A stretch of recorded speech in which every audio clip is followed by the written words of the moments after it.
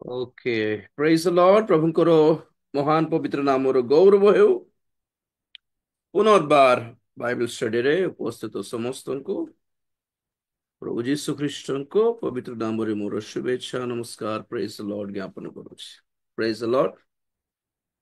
ଆମମାନଙ୍କର ଅଧ୍ୟୟନ ବର୍ତ୍ତମାନ ଚାଲିଛି ଆପଣା ବସ୍ତ୍ର ରକ୍ଷା କର। ତ ଆମେ ମାନେ ଆକ୍ଚୁଆଲି ଏଇ ସବୁ ସିରିଜ ଆମେ ଆରମ୍ଭ କରିଥିଲୁ ଓ ବିଷୟ ନେଇକି ଜାଗ୍ରତ ହେବା। ବର୍ଷ ଏହା ଆମେ ମାନେ ଜାଗ୍ରତ ହେବାର ସମୟ ଆସିଛି। ନିଦ୍ରାରୁ ସଚେତନ ହେବାର ସମୟ ଆସିଛି। ତ ଯଦି ଆମେ ମାନେ ଜାଗ୍ରତ ହେଉ ତାହେଲେ ଆମମାନଙ୍କର ଠାରେ କେଉଁ ପ୍ରକାରର ଆତ୍ମିକ ସ୍ୱଭାବ ବା କର୍ମ ଦେଖାଯାଏ ସେଇ ସମସ୍ତ ବିଷୟରେ ଆମେ ମାନେ ଅଧ୍ୟୟନ କରୁଛୁ। Praise the Lord. ଆଉ ସେହି ଅଧ୍ୟୟନ ମଧ୍ୟରେ ବହୁତ କିଛି ବିଷୟ ସବୁ କଭର କରିକି ଆମେ ମାନେ ଆସିଛୁ ନାଇକି। ଆମେ ମାନେ ଦେଖିଲୁ ପ୍ରଭୁ କହିଲେ ଆପଣ ଶିଷ୍ୟ ମାନଙ୍କୁ ତୁମେ ମାନେ ଜାଗି ରହି ପ୍ରାର୍ଥନା କରିବା ଆବଶ୍ୟକ ଯେପରିକି କି ପରୀକ୍ଷାରେ ନ ପଡ। ତ କେମିତି ଆମ ମାନଙ୍କର ଜୀବନରେ ଜାଗ୍ରତ ହେବାର ସ୍ଥିତି ନଥିବ, ସଚେତନ ଅବସ୍ଥା ଯଦି ନଥାଏ ତ ଆମେ ମାନେ କେଉଁ ପ୍ରକାର ପରୀକ୍ଷାରେ ପଡିଯାଉ ତାହା ଆମେ ମାନେ ଶୁଣି ଆସିଲେ ପର୍ଯ୍ୟନ୍ତ। ତାହାପରେ ଆମେ ମାନେ ଶୁଣିଲୁ କି ଦଶ କୁଆଁରୀ ମାନଙ୍କର ଦୃଷ୍ଟାନ୍ତରେ ଦେଖିଲୁ ସେମାନେ ଢୁଳାଉ ଢୁଳାଉ ଶୋଇ ପଡିଲେ ଆଉ ବରଙ୍କର ଆଗମନ ହେଲା ବୋଲି କୋଳାହଳ ଏକ ସ୍ୱର ଶୁଣିକି ସେମାନେ ଉଠିଲେ ଆଉ ସୁବୁଦ୍ଧି କନ୍ୟା ମାନେ ଆପଣା ପ୍ରଦୀପ ସଜାଡ଼ିଲେ ଆଉ ବରଙ୍କୁ ସାକ୍ଷାତ କରିପାରିଲେ। ସେମାନେ ବିବାହ ମହୋତ୍ସବରେ ଯୋଗଦାନ ଦେବା ପାଇଁ ଗୃହରେ ପ୍ରବେଶ କଲେ, କିନ୍ତୁ ବାକି ଲୋକମାନେ ରହିଗଲେ। ତ ଜାଗ୍ରତ ହେଲେ ଆମେ କେମିତି ଉଠୁ, ଆମେ ମାନେ କେମିତି ସଚେତନ ହେଉ, କେମିତି ନିଜକୁ ସଜାଡୁ, ନିଜ ପ୍ରଦୀପକୁ ସଜାଡୁ ଆଉ ଏକ୍ସଟ୍ରା ତେଲ କେମିତି ଧରିଥାଉ, କେମିତି ବରଙ୍କୁ ଆମେ ସାକ୍ଷାତ କରିପାରିବୁ, ଏଇ ସବୁ ଆମେ ମାନେ ଜାଗ୍ରତ ହେଲେ କରିପାରିବା। କେବଳ ଆଶା ଥିଲେ ହେବ ନାହିଁ ବୋଲି ଶୁଣିଲୁ। ଆଗମନ ପୁଣି ଯିବା ଯିବାକୁ କାହାକୁ ଇଚ୍ଛା ନଥିବ, ସମସ୍ତଙ୍କୁ ଇଚ୍ଛା ଥିବ। ସ୍ୱର୍ଗକୁ ଯିବା ପାଇଁ କାହାକୁ ଇଚ୍ଛା ନଥିବ, ସମସ୍ତଙ୍କୁ ଇଚ୍ଛା ଥିବ। ଇଚ୍ଛା ଥିଲେ ହେବ ନାହିଁ, ତାହାର ପ୍ରସ୍ତୁତିକରଣ ମଧ୍ୟ ଗୋଟେ ରହିଛି ବୋଲି ଶୁଣି ଆସିଲୁ। Praise Lord. ଏପରି ଅନେକ ବିଷୟ ଆମେ ଅଧ୍ୟୟନ କରୁ କରୁ ଆମେ ମାନେ ପହଞ୍ଚିଛୁ ପ୍ରକାଶିତ 16:15 ପାଖରେ କି ଜାଗ୍ରତ ଆମେ ଯେହେତୁ ଚୋର ପରି ଆସୁଅଛୁ ତୁମେ ମାନେ ଜାଗ୍ରତ ହୋଇ ତୁମେ ସଚେତନ ହୋଇ ଆପଣା ବସ୍ତ୍ର ରକ୍ଷା କର, କାଳେ ଆମ୍ଭେ ଆସିଲା ବେଳେ ତୁମକୁ ଉଲ୍ଲଙ୍ଗ ନ ଦେଖିବି, ଲଜ୍ଜିତ ଅବସ୍ଥାରେ ଯେପରି ମୁଁ ନ ଦେଖିବି, ଏଥିପାଇଁ ଆପଣା ବସ୍ତ୍ର ରକ୍ଷା କର। ତ ସେହି ଶୀର୍ଷକ ନେଇକି ଆମେ ମାନେ ଅଧ୍ୟୟନ କରି ଆସୁଛୁ କି ପ୍ରଭୁ ଆମମାନଙ୍କୁ ଦେଇଥିବା ଆତ୍ମିକ ବସ୍ତ୍ର ଯଦି ହରାଇବା ଆମର ହାଲତ କେମିତି ଥିବ। ଦେଖନ୍ତୁ ଆମେ ମାନେ ଜାଣିଛୁ କି ବାଇବଲ ଈଶ୍ୱରଙ୍କର ବାକ୍ୟ ଦର୍ପଣ ପରି ଅଟେ। ସ୍ୱପ୍ନରେ, ଦର୍ଶନରେ, ପ୍ରାର୍ଥନାରେ ଲୋକମାନେ କଣ କଣ ଦେଖନ୍ତି ସେଟା ଅଲଗା କଥା, କିନ୍ତୁ ପ୍ରକୃତରେ ପର୍ସନାଲ ବାଇବଲ ଷ୍ଟଡି ଯେତେବେଳେ କରୁ, ଯେହେତୁ ବାଇବଲ ଏକ ଦର୍ପଣ ପରି ଅଟେ, ଆମର ନିଜର ଚେହେରା ଆଗେ ଦେଖିବାର ଅଛି। ନାଇଁ, ଆମେ କେମିତି ଅଛୁ। ଶୁଣୁଥିଲି କି କାଲି ନା ପରଦିନ ଗୀତ ରଚକଙ୍କର ଗୀତ କି ପ୍ରଭୁ ମତେ ତୁମେ ଯାଞ୍ଚ ପଡତାଲ କର, ତୁମେ ମତେ ପରୀକ୍ଷିକି ଦେଖ, ମୋର ଅନୁସନ୍ଧାନ କର। ନାଇଁ ପ୍ରେଜ ଲର୍ଡ। ଆମେ ବାଇବେଲ ପଢିଲା ବେଳେ ଆମେ ହିଁ ଦେଖାଯିବାର ଅଛି। ତ ଯେତେ ଆମେ ଅଧ୍ୟୟନ କରୁଛୁ ଏଥିରେ ଆପଣ ମାନେ ଆଉ ମୁଁ ନିଜକୁ ଆମେ ମ୍ୟାଚ୍ କରିକି ଦେଖିବା କି ଆମ ଜୀବନରେ ଏଇସବୁ ବସ୍ତ୍ର ଥିଲା ପରି ଲାଗୁଛି ନା ହରାଇ ସାରିଛୁ। ନାଇଁ, ଆଦମ ଆପଣା ଗୌରବ ହରାଇଲେ। କାରଣ କଣ? ଗୋଟେ ନିଷିଦ୍ଧ ଫଳ ଯେଉଁ ଫଳ ଖାଇବାକୁ ନିଷେଧ କଲେ ପରମେଶ୍ୱର ଗୋଟେ ପ୍ରକାର କହୁଛନ୍ତି, ଶୈତାନ ଆସିକି ଆଉ ଗୋଟେ ପ୍ରକାର ବୁଝାଉଛି। ପରମେଶ୍ୱର ନା ବୋଲୁଛନ୍ତି, ସେ ଆସିକି ହଁ ବୋଲଛି। ପରମେଶ୍ୱର ତୁ ମରିବ ବୋଲଲେ, ସେ ଆସିକି ନାଇଁ ମରିବ ନାଇଁ ବୋଲଲେ। ପରମେଶ୍ୱର ପାଗଳ ହେଇଯିବ, ବୁଦ୍ଧି ଟା ହରାଇ ବସିବ ନାଇଁ, ସେ ଗୋଟେ ତୁମେ ଜ୍ଞାନବାନ ହେଇଯିବ। କେତେ ନେଗେଟିଭ ଟିଚିଂ କି ନାଇଁ ସେଟା। ପରମେଶ୍ୱର ଯାହା ପ୍ରତି ସତର୍କ ହୁଅ ବୋଲି କହୁଛନ୍ତି, ସେପଟରୁ ସେ ଆସିକି ତାକୁ ଏତେ ଶସ୍ତା କରିକି ଦେଖାଇଲେ ନା କିଛି ହେବନି। କିଏ କହିଲା? The wrong teaching, wrong direction, wrong food, wrong ଆହାର, ସେମାନଙ୍କର ବସ୍ତ୍ର, ସେମାନଙ୍କର ଉଲ୍ଲଙ୍ଗ ପ୍ରକାଶ ହେବାର ରିଜନ ହେଇଗଲା। ତାପରେ ଦେଖିଲେ ନୋହଙ୍କର ସିଚୁଏସନ। ସେ ମଧ୍ୟ ମଦ ପିଇ ଦେଇକି ଦ୍ରାକ୍ଷ ରସ ପାନ କରିକି ଏତେ ମାତିଲା ହେଇଗଲେ କି ବସ୍ତ୍ର ବି ପିନ୍ଧିଛନ୍ତି କି ନାହିଁ ସେଟା ଜଣା ବି ପଡିଲା ନାହିଁ। କଣ ମାନେ ସେଟା ଓଭର କଣ କହିବେ, ଓଭର କନଫିଡେନ୍ସ ଠାରୁ ଗୋଟେ ଭଲ ୱାର୍ଡ ଥିବା କଥା। ଆମ୍, ଥରେ ଜଳ ପ୍ଲାବନ ହେଲା, ଆହୁରି ହେବନି କି? ଆହୁରି ଆଉ ପରମେଶ୍ୱର ନାହାନ୍ତି କି? ଆହୁରି ଦେଖୁନାହାନ୍ତି ସେ? ଆହୁରି ଦଣ୍ଡ ଆସିବନି କି? ସତର୍କ ହେଇପାରିଲେ ନାହିଁ, ଆହୁରି ପାପ କଲେ ଆହୁରି ଦଣ୍ଡ ମିଳିବ ବୋଲି ଜାଣି ପାରିଲେ ନାହିଁ।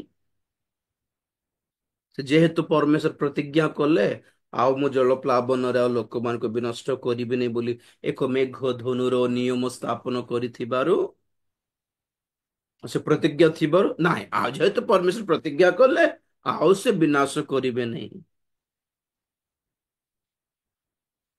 ବାବିଲ ଗଡ ଧ୍ୱଂସ ହେଲା କି ଲୋକମାନେ ବେକାରରେ ଛିନ୍ନ ଭିନ୍ନ ହେଇଗଲେ। ସୋଦମ ଗମୋର ନଗର ବିନଷ୍ଟ ହେଲା କି ନାହିଁ? ମିଶ୍ର ଦେଶ ବିନଷ୍ଟ ହେଲା କି ନାହିଁ? ଖାଲି ବିଜାତି କଣ, ଇସ୍ରାଏଲି ମାନଙ୍କୁ ମଧ୍ୟ ସେ ଦାସତ୍ୱରେ ପଠେଇ ଦେଇଥିଲେ। ବାବିଲ ଦାସତ୍ୱରେ ଅଧା, ଆଉ ଆଉ ଅସୁର ଦାସତ୍ୱରେ ଅଧା। ଷ୍ଟିଲ୍ ଗଡ୍ ଜଜେସ୍ ଆଜ୍ଞା। ଆମେ ପାପରୁ ମୁକ୍ତ ହେଲୁ, ପରିତ୍ରାଣ ପ୍ରାପ୍ତ ହେଲୁ ବୋଲି ଆଉ ଥରେ ପାପ କଲେ ଦଣ୍ଡ ମିଳିବ ନାହିଁ ବୋଲିବାର ମନୋଭାବ ଯାହା ଆସିଯାଇଛି, ଓଭର ରିଲାକ୍ସେସନ ତାହା ନାଇଁ। ଆଉ ଆରାମରେ ଯାହା ବି କଲେ ଆଉ ପ୍ରଭୁ ରାଗିବେ ନାହିଁ ବୋଲିବାର ଏକ ପ୍ରକାର ମନୋଭାବ। ସେମିତି କରିବାର ନଥିଲା। ତାଙ୍କର ଗୋଟିଏ ସେଇ ପ୍ରକାରର ବର୍ତ୍ତାව ତାଙ୍କର ସନ୍ତାନ ମାନଙ୍କର ଅଭିଶାପର କାରଣ ହେଇଗଲା। ଓଭର କନଫିଡେନ୍ସ, ଅତି ବିଶ୍ୱାସ, ଫେକ୍ ବିଶ୍ୱାସ, ତାହା ନା ଆମର ବିଶ୍ୱାସ। ମୁଁ ଏତେ ଖରାପଟା ହେଲେ ମଧ୍ୟ ନା ପ୍ରଭୁ ମତେ ପ୍ରେମ କରୁଛ, ଦିସ୍ ଇଜ ଅ ଫେକ୍ ଫେଥ ଆଜ୍ଞା। that will expose our nakedness। ଏଇଭଳି ମନୋଭାବ ଆମ୍ଭ ମାନଙ୍କର ଉଲ୍ଲଂଘତା ପ୍ରକାଶ କଲା ପରି କରିଦିଏ। ଲଜ୍ଜିତ ଅବସ୍ଥା ବୋଲି ଅର୍ଥ। ଇଟ୍ସ ଅ ଶେମ୍ ଫର ଅସ୍। ତାପରେ ଆମେ ମାନେ ଦେଖିଲୁ ଅ ଯୋସେଫଙ୍କ ବିଷୟରେ। ଯୋସେଫଙ୍କ ବିଷୟରେ ଏତେ ବ୍ୟାଡ ସେନ୍ସରେ ଆମେ କହୁ ନାହିଁ, ଏତେ ଖରାପଟା ବୋଲି ମୁଁ କହୁନାହିଁ। ତଥାପି ଟିକେ ଆମେ ମାନେ ଚିନ୍ତା କରିବା ବିଷୟ ସେଥିରେ ଅଛି କି ଯେତେବେଳେ 44 ସ୍ତ୍ରୀ ତାଙ୍କୁ ପାପ କରିବା ପାଇଁ ଧରୁଥିଲା, ସେ ଆପଣ ବସ୍ତ୍ର ତା ହାତରେ ଛାଡିକି ପଳେଇଲେ। ସୋ ସେ ପଳେଇବାଟା ବହୁତ ଭଲ ହେଲା। ଆଉ କିଛି ଦାବି କରିଥାନ୍ତା କି ଝଗଡା କରିଥାନ୍ତା ନା କଣ ଗୋଟେ ବୁଝାଇ ବି ଥାନ୍ତି, ନା ତାକୁ ତାଙ୍କର ଟିକେ ଏକ୍ସପ୍ଲେନ କରିଥାନ୍ତି, ଆଉ ତାପରେ ଟିକେ ପ୍ରାର୍ଥନା କରିବା, ଆଉ ତାପରେ ମନେ ପଡିବ। ଏତେ ନାଟକ କରିବାନି, ଭାଗ ସେଠରୁ। କେତେ ଲୋକ ଥିବେ ନାଇଁ ଆମେ ତାର ପ୍ରାର୍ଥନା କରିବା, ବଡ ବୀର ମାନେ ଥିବେ କେତେ ଲୋକ ଆଜ୍ଞା। You have to go away. ମୋର 30 ବର୍ଷର ସେବାରେ ବହୁତ ଦେଖିଛି ଏମିତି, ବହୁତ ଫେସ୍ ବି କରିଛି। ପ୍ରଭୁଙ୍କର ଦୟା ବି ସୁଡ ରନ୍ ଆୱେ। ବୁଝାଇବି, ବସେଇବି, ଗୋଟେ ଆତ୍ମା ବି ନଷ୍ଟ ନ ହେଉ, ପାପ ବେଚାରା ପାପ ବେଚାରୀ ବୋଲି ହେବାର ନାହିଁ। ତ ଗୋଟେ ପ୍ରୋବ୍ଲେମ କଣ ହେଲା, ତାର ବସ୍ତ୍ର କୋଠି ପର ସ୍ତ୍ରୀ ହାତରେ ରହିଯିବାରୁ ତାକୁ ସୁଯୋଗ ମିଳିଲା ଆଙ୍କ ଉପରେ ଦୋଷ ଦେବାକୁ। Don't leave your dress anywhere. ଆପଣର ଆତ୍ମିକ ବସ୍ତ୍ର କୋଉଠି ଛାଡି ଦିଅନ୍ତୁନି, କାହାରି ପାଇଁ କମ କରନ୍ତୁନି। ଆମେ ଶୁଣୁଥିଲୁ ସେ 10 କୁଆଁରୀ ମାନଙ୍କର ଦୃଷ୍ଟାନ୍ତରେ, କି ନିର୍ବୁଦ୍ଧି ମାନେ ଆସି କହୁଛନ୍ତି କି ଆମକୁ ଟିକେ ଦେଉନ ତମର ତେଲ, ନାଇଁ କି? ଗୋଟେ ଜାଗାକୁ ଯିବା ପାଇଁ ବସ୍ ଚାର୍ଜରେ 50 ଟଙ୍କା ଅଛି, ଆଉ ଜଣେ ଆସିକି ଆଜ୍ଞା ମୋର 30 ଟଙ୍କା ଅଛି, ଗୋଟେ 20 ଟଙ୍କା ଦେଇଥାନ୍ତେ ବୋଲାର, ନାଇଁ ମୋ ପାଖରେ 20 ଅଛି, ଟିକେ ଅଧା ଟିକେ ଆଡଜଷ୍ଟ କରିଥାନ୍ତେ ବୋଲାର। ତ ତମର 50 ଟଙ୍କା 20 ତାକୁ ଦେଇଦେଲେ ତମେ ବି ଯିବନି, ଏ ବି ଯିବନି ଆଉ। Don't lose your grace, don't waste your grace. ଜଣଙ୍କର ପାଇଁ ଆପଣ ଆପଣଙ୍କର ଆପଣାର ଅଭିଷେକ ଆପଣାର ନିଷ୍ପତ୍ତିକୁ କମ କରନ୍ତୁ ନାହିଁ, ଆଉ ଜଣକୁ ଧରି ଯିବି ବୋଲି ଛାଡିଦେବାର।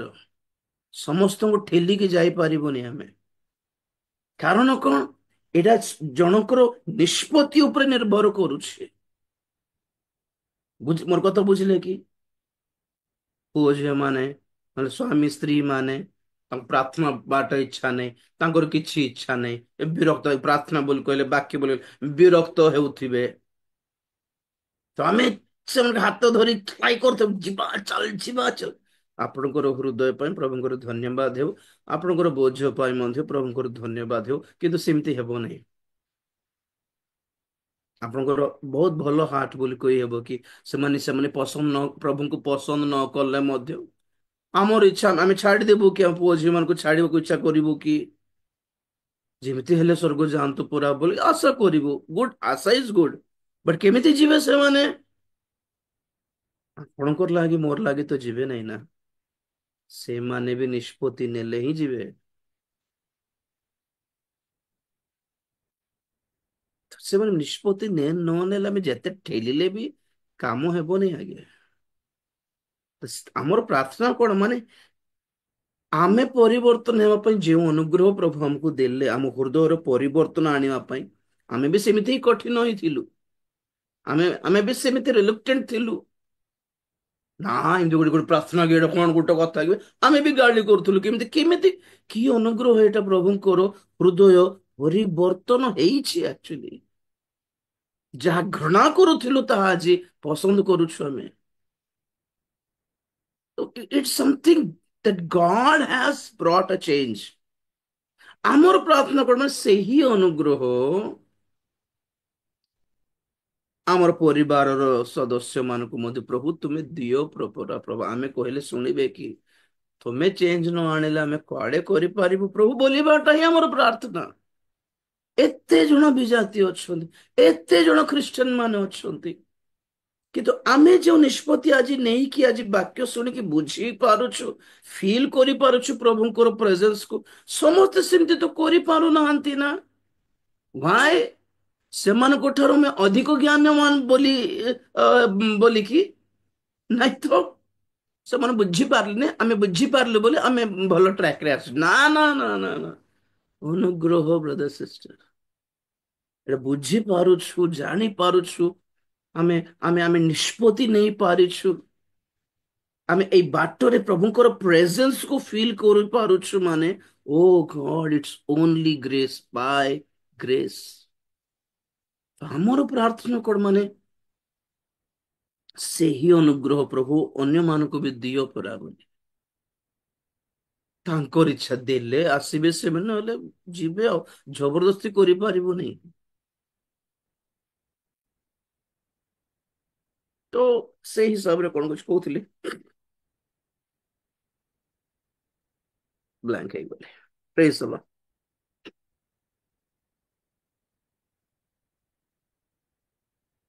କଣ କହୁଥିଲି?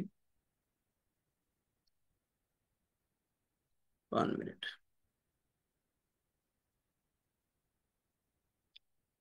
ଆମେ ମାନେ ଅନ୍ୟମାନଙ୍କ ପାଇଁ ଆପଣର ଅନୁଗ୍ରହ, ଆପଣର ଅଭିଷେକ, ଆପଣର ନିଷ୍ପତ୍ତି ଟିକେ କମ କରିକି ଅନ୍ୟ ମାନଙ୍କର ହାତ ଧରିକି ଯାଇପାରିବୁ ବୋଲି କେବେ ଭାବନ୍ତୁନି। ଆମେ ବି ରହିଯିବୁ ଜଣଙ୍କର ଲାଗି।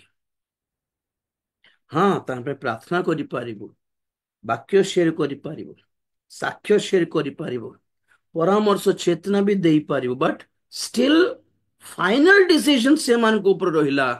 ନାଇଁ ଆଜ୍ଞା, ଆମେ ବି ଆପଣଙ୍କ ସହିତ ଯିବୁ ଆଜ୍ଞା ବୋଲି କହିଲେ ଆସିବେ ସାଙ୍ଗରେ। ସେମାନେ ନିଷ୍ପତ୍ତି ନେବେ ନାହିଁ, ସେମାନେ ପ୍ରାର୍ଥନା କରିବେ ନାହିଁ, ସେମାନେ ବାକ୍ୟ ଶୁଣିବେ ନାହିଁ, ବାକ୍ୟ ଶୁଣିବେ ନାହିଁ।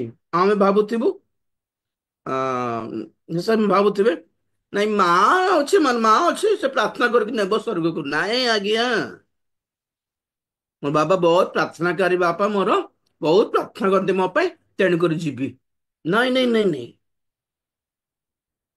ଜେଜେମା ବହୁତ ଭଲ ତ, ବହୁତ କାନ୍ଦି କାନ୍ଦି ମୋ ପାଇଁ ପ୍ରାର୍ଥନା କରେ, ତେଣୁକରି ଆଉ ଆଉ ମୁଁ ଯେମିତି ଲୋକ ଯେମିତିଟା ହେଲେ ମଧ୍ୟ ମୋର ଜେଜେମାଙ୍କ ନାଁରେ ପଳେଇବି। କୋଉ ଜେଜେମାଙ୍କ ନାଁରେ ଯିବେ ନାହିଁ, କୋଉ ଜେଜେବାପାଙ୍କ ନାଁରେ ଯିବେ ନାହିଁ, କୋଉ ମା ବାପା ନାଁରେ ସ୍ୱର୍ଗ ଯାଇପାରିବେ ନାହିଁ। ନିଷ୍ପତ୍ତି ନିଅ ପ୍ରଭୁ, ମୁଁ ବି ତମ ବାଟରେ ଚାଲିବି ପ୍ରଭୁ। ମାନୁଛି ପ୍ରଭୁ ମୁଁ ପାପୀ ବୋଲି, କ୍ଷମା କର ପ୍ରଭୁ, କ୍ଷମା କର। ତୁମ ରକ୍ତରେ ଧୌତ କର। ତୁମ କ୍ରୁଶ ଠାରେ ବିଶ୍ୱାସ କରୁଛି, ତୁମ ରକ୍ତ ଠାରେ ବିଶ୍ୱାସ କରୁଛି ପ୍ରଭୁ। ଗୋଡ ଧରି କାନ୍ଦି ତୁମେ ବି କନେକ୍ଟେଡ ହେଲେ ତୁମକୁ ବି ନେବେ। ସେଥିପାଇଁ ମୁଁ ବାରମ୍ବାର କହିବାର କଣ, ମାନେ ସମସ୍ତେ ଅବଶ୍ୟ ପ୍ରାର୍ଥନା ତ କରୁଛୁ ସମସ୍ତଙ୍କ ପାଇଁ, କିନ୍ତୁ ଯେପର୍ଯ୍ୟନ୍ତ ସେମାନେ ନିଷ୍ପତ୍ତି ନେବେ ନାହିଁ, they can't brothers, they can't go actually। ହେଁ, ଯାଇପାରିବେ ନାହିଁ। ତେଣୁକରି ଯୋସେଫଙ୍କ ବିଷୟରେ ଆମେ ଦେଖୁଛୁ, ଡୋଣ୍ଟ ଲିଭ୍ ୟୋର ଡ୍ରେସ୍ ଏନିୱେର। ଆପଣ ବସ୍ତ୍ର ଛାଡିକି ଯାଉନି କୋଉଠିକି। ଲେଟ୍ ଇଟ୍ ବି କଭର୍ଡ। ଆତ୍ମିକ ଯୁଦ୍ଧର ସଜ୍ଜା ବୋଲି କହନ୍ତି କି ନାହିଁ, ସ୍ପିରିଚୁଆଲ ୱାରଫେୟାର। ପୁଲିସ ମାନଙ୍କର କ୍ୟାପ, ଷ୍ଟାର୍ସ, ବେଲ୍ଟ और गन, कोटा भी ହଜିବାର ନାହିଁ ଠିକ ରେ ସେଟା। they should not lose any of those things। praise the Lord। ହସ୍ପିଟାଲରେ ୟୁନିଫର୍ମ ଥାଏ, ଷ୍ଟାଫ କୁ କେମିତି ଚିହ୍ନିବେ? ଡକ୍ଟର ର ଥାଏ, ନର୍ସ ର ଥାଏ, ଆଣ୍ଡ ଆୟା ମାନଙ୍କର ବି ଥାଏ, ହେଲ୍ପର୍ସ ମାନଙ୍କର ଥାଏ। ଏଭ୍ରି ଷ୍ଟାଫ ମେମ୍ବର ର ଗୋଟେ ଗୋଟେ ଗୋଟେ ନିର୍ଦ୍ଦିଷ୍ଟ ଡ୍ରେସ କୋଡ, ୟୁନିଫର୍ମ ଥାଏ, କି ଯେପରି ଜାଣିପାରିବୁ କି ସେ ଏଇ କ୍ୟାମ୍ପସ ର ଲୋକ ବୋଲି। ଆଣ୍ଡ ପେସେଣ୍ଟସ ର ଡ୍ରେସ ଥାଏ, ନାଇଁ କି ଜଣେ ଲୋକ ଯାଇକି ବାହାରେ ବୁଲୁଛି ମାନେ ଏଟା କିଏ, ଏଟା ପେସେଣ୍ଟ ନା ପେସେଣ୍ଟ ସହିତ ଆସିଥିବ ତାର ତାର ରିଲେଟିଭ। ଡ୍ରେସ ଥିଲେ ଜାଣିବେ ତୁ କାହିଁ ଏଇଠି ଅଛୁ କୋଠା। Every person has their dress. ଜେଲରେ ଥିବା ଲୋକମାନଙ୍କ ଡ୍ରେସ ଥାଏ, କଏଦୀ ବୋଲି। ପୁଲିସ ମାନେ ବି ଜେଲରେ ଥାନ୍ତି, କଏଦୀ ବି ଜେଲରେ ଥାନ୍ତି। କିଏ କଣ କେମିତି ଜଣା ପଡିବ? ड्रेस हराई देले जना पड़ोनी हु आर यू एक्चुअली, किधर के किस डिपार्टमेंट के लोग हो आप लोग। सेमिति कंपनी रे भी जॉब्स थिला बेले हर एक कैटेगरी रो ड्रेस कोड थाए। लेबर्स मानकर थाए, सुपरवाइजर्स मानकर थाए, मैनेजर्स मानकर थाए, पुलिस मानकर खाकी अलग, ट्रैफिक पुलिस रो खाकी अलग, आर्मी रो खाकी ड्रेस अलग। चिन्ह पारिबो कि को कैटेगरी रो लोक तुमे बोली। तो जदि जदि जन लोक को आम देखुच ड्रेस पिंधि ना माने तार अर्थ दीटा रीजन, दीटा अर्थ हो पारे। आइदर से छुट्टी रे अछि नले चाकरी रे नाही, ही इज आउट। आंभ मानकर वस्त्र जदि हराइबा, we don't belong to God. आंभ मानक वस्त्र देई से आंभ मानक आलिंगन करले कौन कल अपव्यय पुत्र को से, हाँ, चिरा फटा वस्त्र काढ़ी देई ବହୁମୂଲ୍ୟ ବସ୍ତ୍ର ଧାରଣ କରାଇଲେ, କଣ ବୋଲି ସାବିତ କରିବା ପାଇଁ? ତୁ ଦାସ ନାଇଁ ରେ, ତୁ ପୁଅ ମୋର, ପୁଅର କ୍ୟାଟେଗିରି। Praise the Lord. ବସ୍ତ୍ର ହରାଇଲୁ ମାନେ କିଛି ନାହିଁ ଆଉ। ହେଁ ଇଏ ମାଥ୍ୟୁରେ ଟିକେ ଦେଖ, କିଏ ପଢିବ? ମାଥ୍ୟୁ 22 ରେ।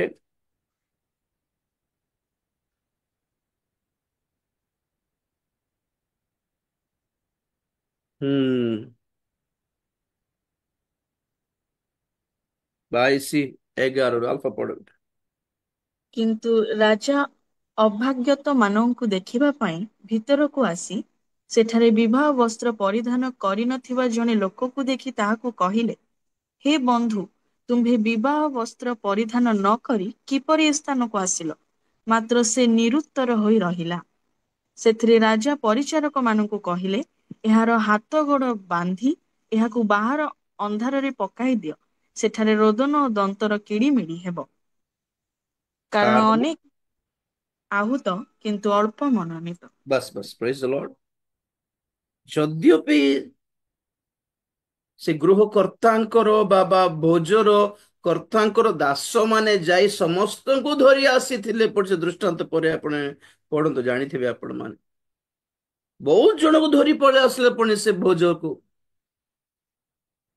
ବିବାହ ମହୋତ୍ସବକୁ ଡାକିଛନ୍ତି ବୋଲି ପୁଣି ଆସୁଛନ୍ତି। ପରେ ରାଜା ଆସିକି ଅତିଥି ମାନଙ୍କୁ ଟିକେ ଦେଖିବି, ଚେକ୍ କରିବି ସବୁ ଠିକ ଠାକ ଅଛି କି ନା, ଦେଖିଲା ବେଳକୁ ଜଣେ ଲୋକ ବିବାହର ବସ୍ତ୍ର, ଡ୍ରେସ କୋଡ ନାହିଁ।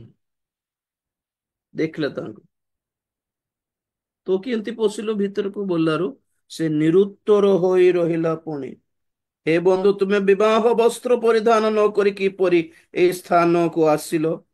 ମାତ୍ର ସେ ନିରୁତ୍ତର ହୋଇ, ତାର ପାଖରେ ଆନ୍ସର ନାହିଁ। ପୁଣି ଆସିଛନ୍ତି, ସେ ବସ୍ତ୍ର ନଥିଲେ ବି ପ୍ରଭୁ ଡାକିଛନ୍ତି ବୋଲି ଆସିଯାଇଛି ବସିଛି ବୋଲି, ତାକୁ କଣ ଦୟା କରିଦେଲେ କି? ହଉ ଠିକ ଅଛି ବାବୁ, ଅନୁଗ୍ରହ? ନାଇଁ ନାଇଁ ନାଇଁ ନାଇଁ।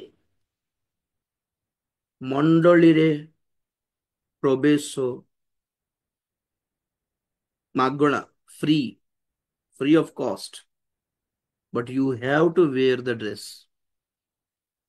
हैं ଭିତରେ ପ୍ରବେଶ, ଭିତରକୁ ଆସି ଖାଇ ବସିଲା ବେଳକୁ ହିଁ ମା ଗାଳି କରିବ, ହାତ ଗୋଡ ଧରି କରି, ଖେଳି ଖେଳି ବୁଲି ବୁଲି ଧୂଳି ଧୂଳି ହେଇକି ଆସିବୁ ତୁ। ଆମ ଘରର ମା ହିଁ ଆମକୁ ଖାଇବାକୁ ଦେବନି ଠିକରେ, ହାତ ନ ଧୋଇଲେ, ଗୋଡ ନ ଧୋଇଲେ। ନ ଗାଧେଇଲେ ବି ଦେବେନି କୋଠି କୋଠି। ଗାଧେଇଲେ କି ଆଜି ନା, ଆଗେ ଗାଧା।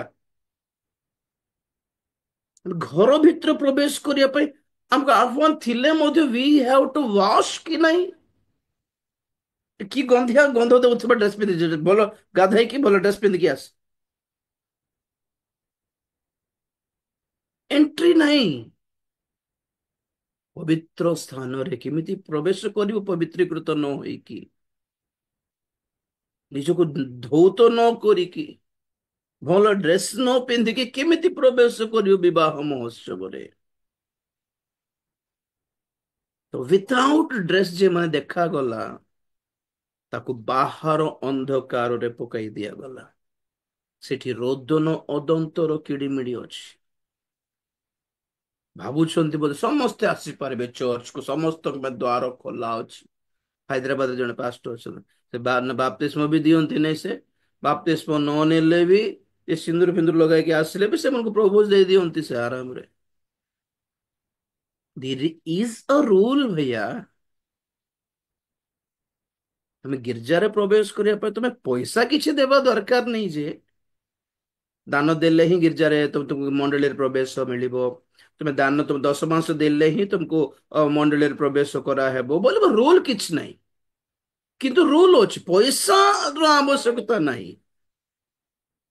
ମନ ପରିବର୍ତ୍ତନର ଆବଶ୍ୟକତା ଅଛି, ଧୌତ ହେବାର ଆବଶ୍ୟକତା ରହିଛି, ବସ୍ତ୍ର କାଢିକି ନୂଆ ବସ୍ତ୍ର ପିନ୍ଧିବାର ଆବଶ୍ୟକତା ରହିଛି। ଆତ୍ମିକ ବସ୍ତ୍ର, ଅବଶ୍ୟ ଆତ୍ମିକ ବସ୍ତ୍ର ମନୁଷ୍ୟ ମାନେ ତ ଦେଖନ୍ତି ନାହିଁ। ଦେଖାଯିବ ପରିତ୍ରାଣର ବସ୍ତ୍ର ପିନ୍ଧିଛି ବୋଲି ଦେଖାଯିବ କି ନାହିଁ? ଧାର୍ମିକତାର ବସ୍ତ୍ର ଦେଖାଯିବ କି ନାହିଁ? କାହାକୁ ଦେଖାଯିବ? ଶୈତାନକୁ ଦେଖାଯିବ।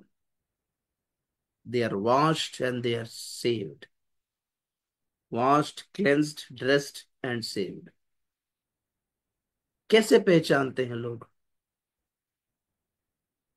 किमिति चिन्हिबो शैतान? रक्त निमज्जित वस्त्र. We are been drenched in the blood of Jesus, soaked in the blood. ଯୀଶୁଙ୍କ ରକ୍ତରେ soak ହେଇକି ଥିବାର ଅଛି, ଭିତରେ ଥିବାର ଅଛି। ଆମକୁ ଶୈତାନ ଆମକୁ ଦେଖିଲା ବେଳକୁ ଆମର ଚେହେରା ଆମେ କେତେ ସୁନ୍ଦର ଏଟା ଦେଖା ନ ଯାଉ, ଆମ ଉପରେ ବ୍ଲଡ ଦେଖାଯାଉ ତାକୁ। ଯୀଶୁଙ୍କ ରକ୍ତ ଆମକୁ କଭର କରିବାଟା ସେ ଦେଖିକି ସେତେବେଳେ ଡରିକି ଯିବ ଦୂରକୁ। ଆରେ ବାପରେ, ଏମାନଙ୍କ ପାଖକୁ ନ ଯିବାଟା ହିଁ ବେଟର ବୋଲି ଫିଲ୍ କରିବା କଥା ସେ। Show praise the Lord. ଏଇ ସମସ୍ତ ବିଷୟ ଆମେ ମାନେ ଅଧ୍ୟୟନ କରି ଆସିଲୁ। ଆଜି ଆଉ ଗୋଟେ ପଏଣ୍ଟକୁ ଆମେ ଯିବା। ତାପରେ ଆମେ ପରମ ଗୀତରେ ଦେଖୁଥିଲୁ କି ସୁଲୋମିଆ କନ୍ୟା ଯୀଶୁଙ୍କର, ପ୍ରଭୁଙ୍କର କପୋତି, ପ୍ରଭୁଙ୍କର ପ୍ରିୟତମା, ଦ ବିଲଭେଡ, ତାର ହାଲତ କଣ? ଆପଣା ବସ୍ତ୍ର କାଢିକି ଆପଣା ଶଯ୍ୟାରେ ଶୋଇଛି, ପାଦ ଧୋଇଛି। କୋଟ ପାଇଁ ଧୋଇଛି ମାନେ ଆଉ ଏ ପବିତ୍ର ବାଟରେ ଚାଲିବି ନାହିଁ। ଏଟା କି ଧୋଇବାଟା? Don't wash your feet from the way of God. ମାନେ ତାକୁ, ପ୍ରଭୁଙ୍କର ବାଟକୁ ପରିତ୍ୟାଗ କରିକି ଯାଆନ୍ତୁ ନାହିଁ। ପ୍ରଭୁଙ୍କର ବାଟରେ ହିଁ ଧୂଳି ହେଉ ଆମର ପାଦ। Praise the Lord. ପ୍ରଭୁଙ୍କ ବାଟରେ ଚାଲୁ ଚାଲୁ ଆମେ ହାଲିଆ ହେବା ଆଜ୍ଞା। ପ୍ରଭୁଙ୍କର ବାଟରେ ଚାଲି ଚାଲିକି ଆମର ପାଦ ଧୂଳି ହେଉ। ପ୍ରଭୁଙ୍କର ବାଟରେ ଚାଲି ଚାଲିକି ଦେହ କ୍ଷୀଣ ବି ହେଉ, ଚଳିବ, କିଛି ଚିନ୍ତା ନାହିଁ। ପ୍ରଭୁଙ୍କର ବାଟରେ ଯାଉ ଯାଉ ମରିଲେ ବି କେଡେ ସୌଭାଗ୍ୟପୂର୍ଣ୍ଣ ମୃତ୍ୟୁ ତାହା। ଯାହା ବି ହେଉ ପ୍ରଭୁଙ୍କର ବାଟରେ ହିଁ ହେଉ, ବାଟ ହରା ହେବାର ନାହିଁ। Praise the Lord. ଧୋଇଛୁ ଯଦି ଆମର ପାଦ, ମାନେ ଗଲତ ରାସ୍ତାରେ ଚାଲୁଥିଲୁ, ତାହା ଧୋଇକି ଏବେ ପବିତ୍ର ବାଟରେ ଚାଲୁଛୁ। ଏଇ ବାଟକୁ ପରିତ୍ୟାଗ କର ନାହିଁ। ତ ପ୍ରଭୁ ତଥାପି ଡାକୁଥିଲେ, କବାଟ ଆଘାତ କରି ଡାକୁଥିଲେ। ସେ ଖୋଲିବା ଭିତରେ ପ୍ରଭୁ ପଳେଇଲେ। ଶୁଣିଲୁ ଆମେ। ତ ଯେତେବେଳେ ଆମ୍ଭେ ମାନଙ୍କର ବସ୍ତ୍ର ଆମେ କାଢି ଦେଉଛୁ ବା ହରାଉଛୁ, ଏଥିରେ ଜଣା ପଡୁଛି, କଣ ଜଣା ପଡୁଛି? ମାନେ ଯୀଶୁ ଆଉ ନାହାନ୍ତି ଭିତରେ।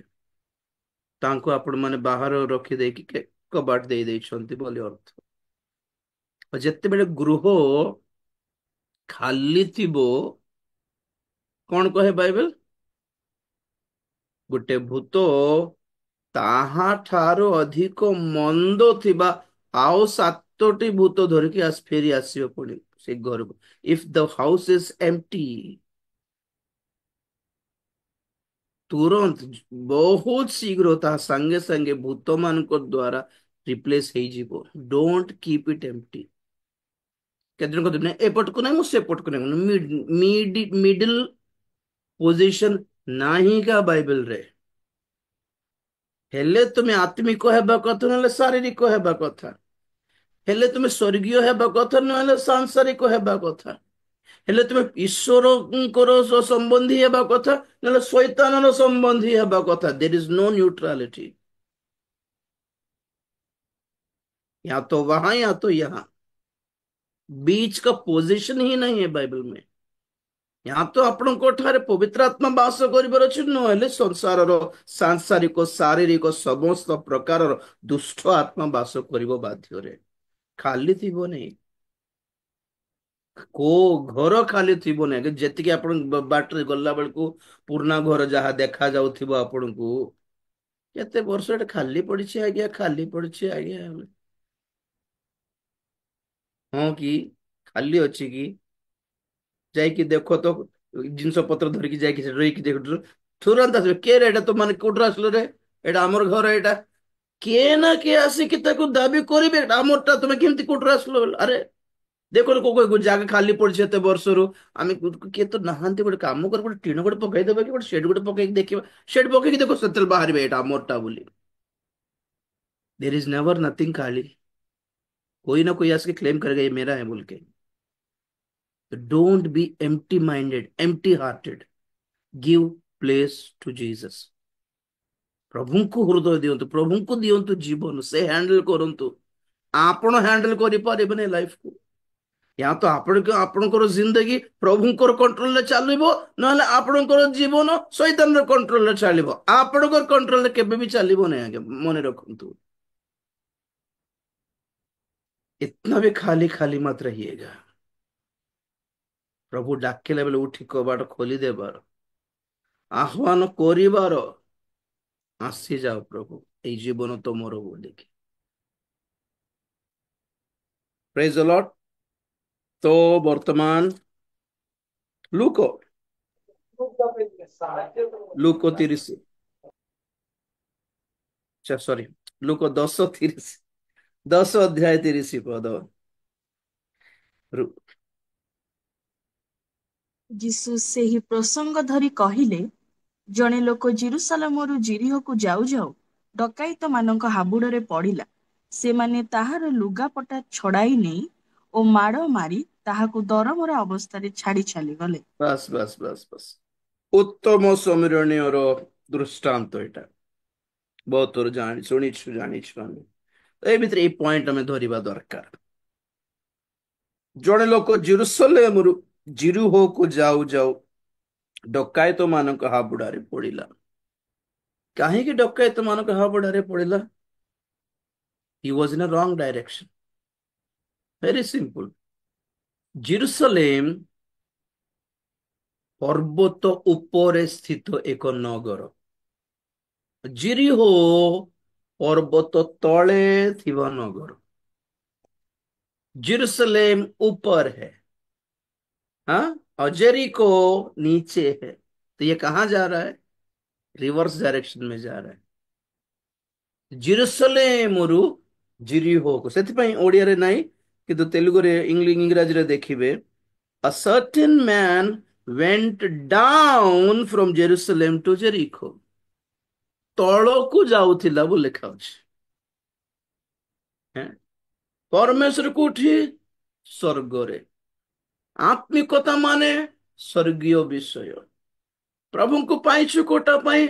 स्वर्ग राज्य पाई। आत्मिक मन हेबाट माने कौन? ऊर्ध्व दृष्टि करिबु। आम मानकर यात्रा को पटे?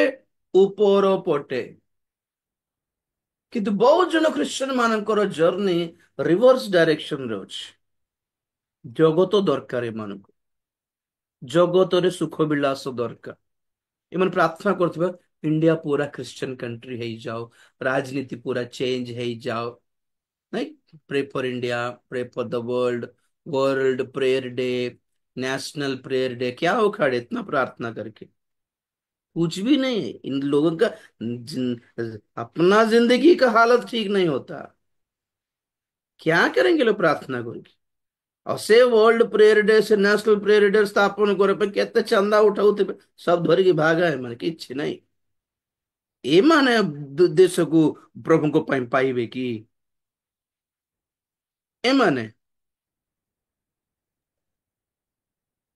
सब कमर्शियल माइंडेड लोग को माने स्वर्ग को जीवी, आगमन पर प्रस्तुत हेबी, पवित्र पवित्र जीवन यापन करी बोलबार मनोभाव नहीं। मान कौन भावुथे?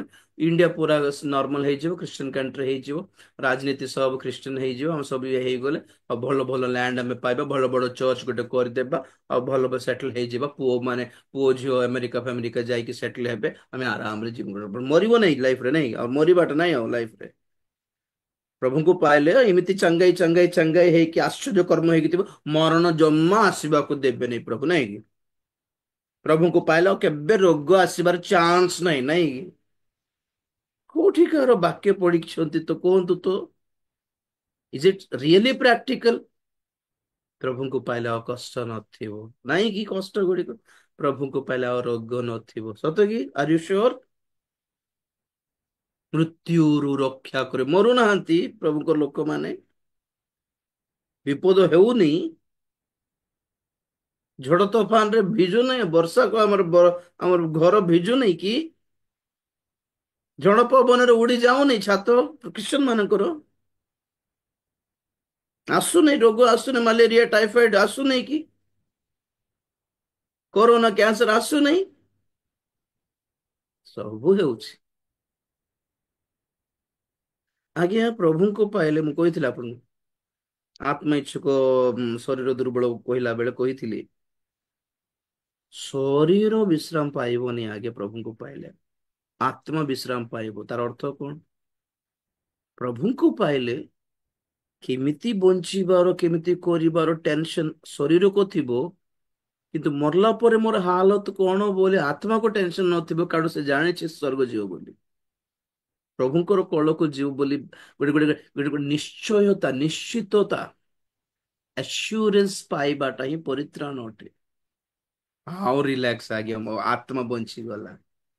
ଆଉ ଶରୀରର କଣ କରିବ? ପାପ ଜଗତରେ ଅଛୁ ତ, କଷ୍ଟ ଦୁଃଖ କଷ୍ଟ କ୍ଲେଶ ସବୁ ଥିବ। ଏଇ ସବୁ କ୍ଲେଶରେ, ଦୁଃଖରେ, ଅପମାନରେ, ତାଡ଼ନାରେ, ଅଭାବରେ, ରୋଗ ବ୍ୟାଧି ବ୍ୟଥାରେ ପ୍ରଭୁ ଆମ ସହବର୍ତ୍ତୀ ଥିବେ। ହେଁ। ଆଉ ଆଉ ସହବର୍ତ୍ତୀ ରହିକି କଣ କରିବେ? ଦେଖିବେ କି ଆମ୍ଭେମାନେ ସମ୍ଭାଳି ପାରିବା ଠାରୁ ଅଧିକ ବେଦନାଗ୍ରସ୍ତ ଯେପରି ନ ହେଉ, ଏଥିପାଇଁ ସାଇଡରେ ଥିବେ ସେ। ଯେତେ ଥର ଯେଉଁ କୌଣସି କଷ୍ଟ ଆସିବ, ଆଉ ନାଇଁ, ଆଉ ପାରିବି ନାହିଁ ବୋଲି ଭାବୁଥିବ, ସେତେବେଳେ ଘୁଞ୍ଚି ଯାଉଥିବ।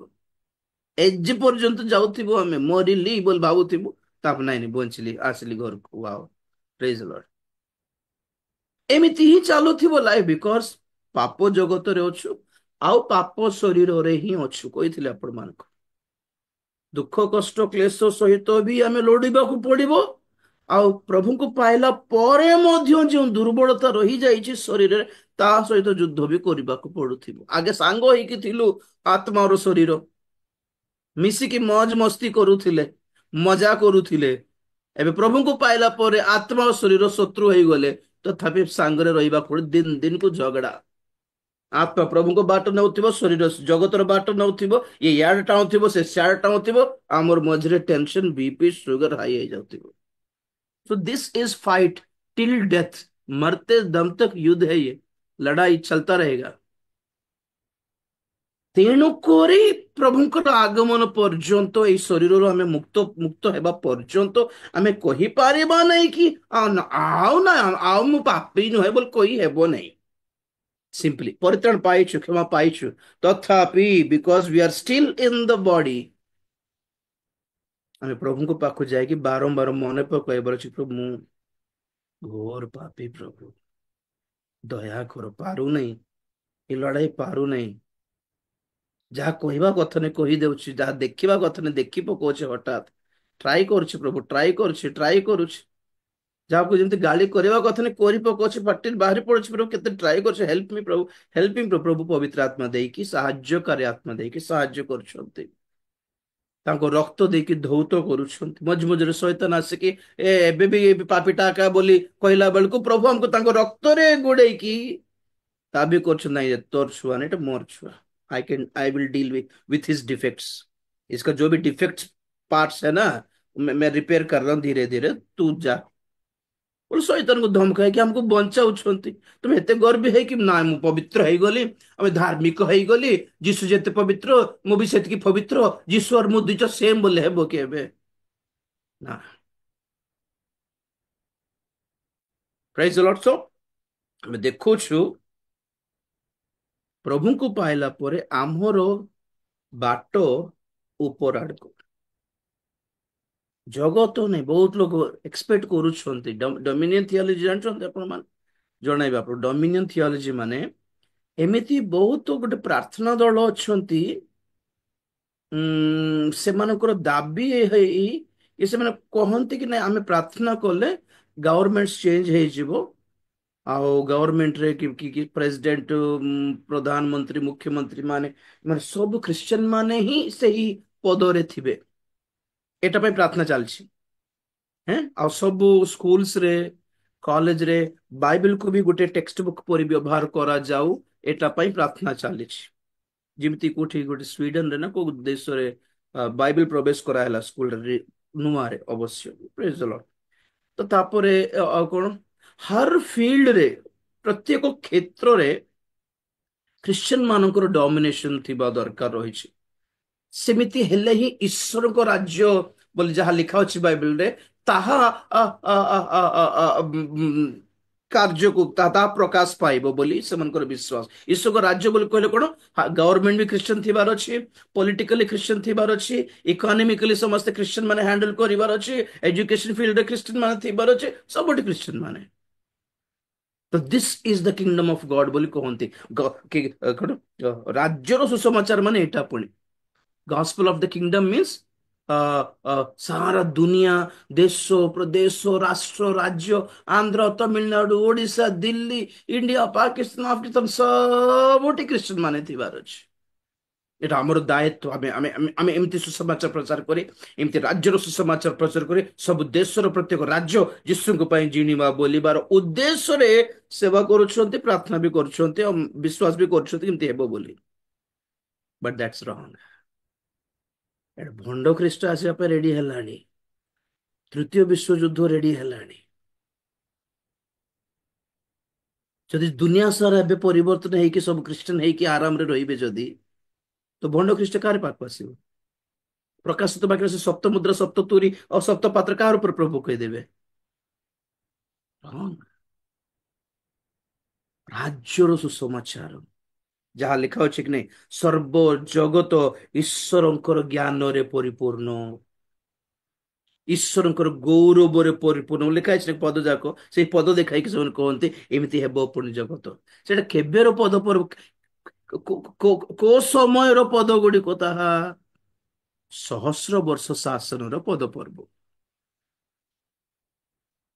ମଣ୍ଡଳୀ ଉଠା ଗଲା ପରେ, ମହାକ୍ଲେଶ ସରିଲା ପରେ, ଯୀଶୁ ଫେରି ଆସିବା ବେଳେ, ଆର୍ମେଗେଦନ ଯୁଦ୍ଧ ପରେ, ଗୌରବର ସିଂହାସନର ବିଚାର ପରେ, ଏହି ପୃଥିବୀକୁ ପ୍ରଭୁ ନୂତନୀକରଣ କଲା ପରେ, ଏହି ଜଗତରେ 1,000 ବର୍ଷ ପ୍ରଭୁ ରାଜତ୍ୱ କରିବେ। ବହୁତ ଜନତା ଥିବେ ସେତେବେଳେ ଏହି ପୃଥିବୀରେ। ସେତେବେଳେ ଏହି ପୃଥିବୀ ଈଶ୍ୱରଙ୍କର ଜ୍ଞାନରେ, ମହିମାରେ ପରିପୂର୍ଣ୍ଣ ହେବ। ସହସ୍ର ବର୍ଷ ଶାସନର କେତେକ ପଦ ପର୍ବକୁ ବହୁତ ଜଣ କେମିତି ନେଇଗଲେ, ମାନେ ଆଜି ଆମେ ପ୍ରାର୍ଥନା କରିକି ଏଟା କରିଦେବା ବୋଲି ବୁଝି ପାରୁନାହାନ୍ତି। ଭଣ୍ଡ ଖ୍ରୀଷ୍ଟ ଆସିକି କଣ କହିବେ, ଧର୍ମଚ୍ୟୁତି ଘଟିବ ବୋଲି ଲେଖା ହେଇଛି ବାଇବେଲରେ। ଅଧା ଲୋକ ମହା ଉଦ୍ଦୀପନା ପାଇଁ ଏକ୍ସପେକ୍ଟ କରୁଛନ୍ତି, ଗ୍ରେଟ ରିଭାଇଭାଲ, ପୁଣି ସମସ୍ତେ ପ୍ରଭୁଙ୍କୁ ପାଇଦେବେ, ବିଜାତି ମାନେ ସମସ୍ତେ ପ୍ରଭୁଙ୍କୁ ପାଇ, ଓ ଦ୍ୟାଟ ଇଜ, ବିଜାତି ମାନେ ପ୍ରଭୁଙ୍କୁ ପାଇବାଟା ରିଭାଇଭାଲ ନୁହେଁ। ଖ୍ରୀଷ୍ଟିଆନ ମାନେ ହିଁ ଆପଣାର ସାଂସାରିକ ମନ ଠାରୁ ସ୍ୱର୍ଗ ଆଡକୁ ଫେରିବାଟା ହିଁ ରିଭାଇଭାଲ ଅଟେ। ବିଜାତି ମାନେ ନୂଆ ପ୍ରଭୁଙ୍କୁ ପାଇଦେବେ, ଗାଁ ଗାଁ ପରିବର୍ତ୍ତନ ହେଇଯିବ, ନାଇଁ ହେବ ନାହିଁ।